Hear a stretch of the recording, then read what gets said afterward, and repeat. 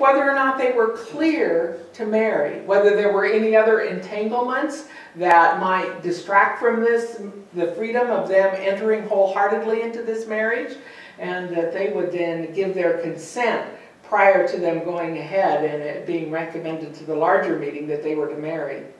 These ideas were really radical and caused them a lot of trouble. Quakers were always getting in trouble.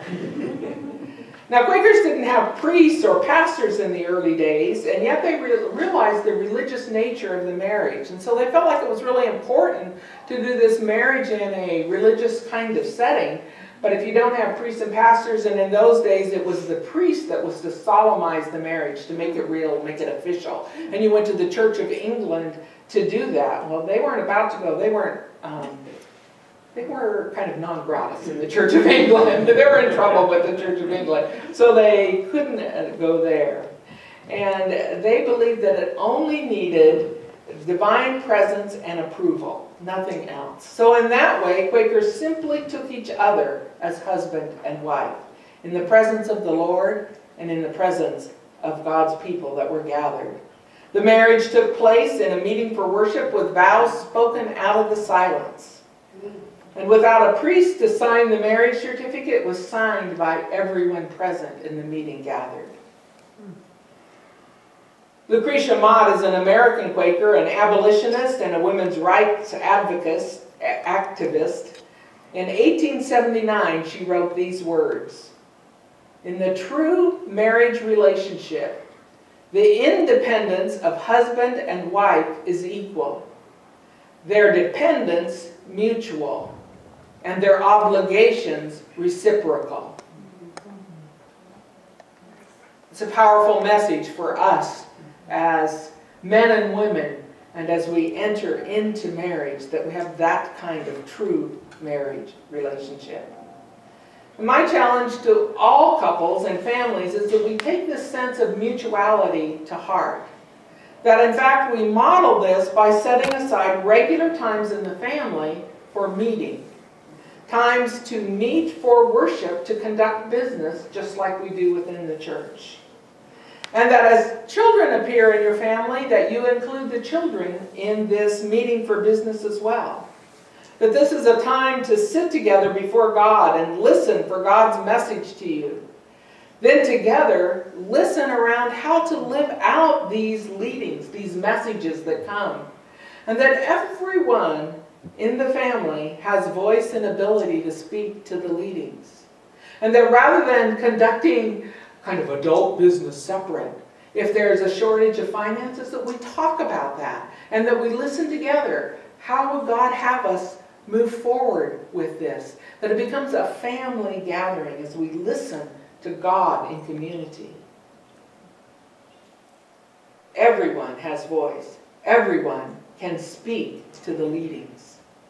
It is in this tradition that Jedediah and Che have chosen to be married.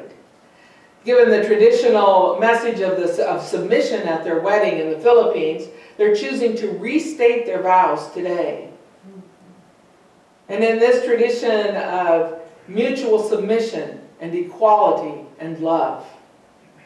They've even done that physically by changing their last name of Palasari in character to a combined name of Karosari that reflects the fact that they are one together and they come equally to this marriage.